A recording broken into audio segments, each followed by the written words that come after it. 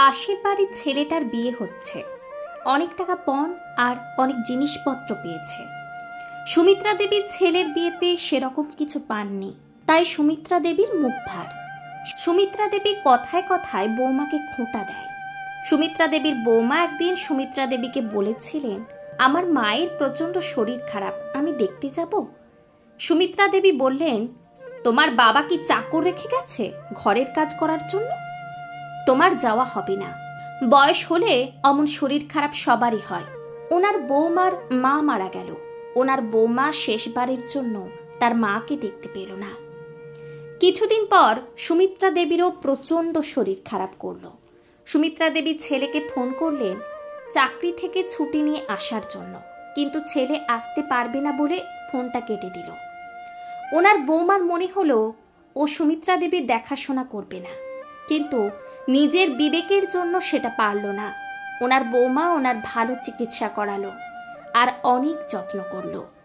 সুমিত্রা দেবী বৌমার হাত ধরে কেঁদে কেঁদে বলল, একটা সময় আমি তোমার মাকে দেখতে যেতে দিইনি, তুমি তোমার মাকে শেষ দেখাও দেখতে পেলে না, আর তারপরেও তুমি আমার কত সেবা করলে।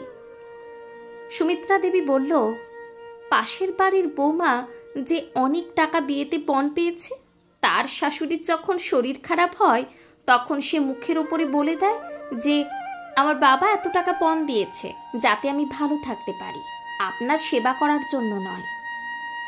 সুমিত্রা দেবী হঠাৎ দেখলেন ওনার ছেলে আসলো। সুমিত্রা দেবী বলল, তুই তো আসবি না বলেছিলি, হঠাৎ এলি যে? ওনার ছেলে বলল, তোমার বৌমা আমাকে ফোন করে অনেক বোঝালো, আর আমি বুঝতে পারলাম যে তোমার বৌমা ঠিক বলছে, আমার যাওয়া উচিত। সুমিত্রা দেবীর চোখে জল চলে এলো। বৌমাকে বলল, তুমি আমার জন্য এতটা করবে আমি কখনো ভাবতে পারিনি। এখন আমি বুঝতে পেরেছি যে মানুষের জীবনে টাকার থেকেও ভালোবাসার প্রয়োজনটা বেশি। আমি তোমার কাছে আমার ব্যবহারের জন্য ক্ষমা চাইছি, আমাকে ক্ষমা করে দাও।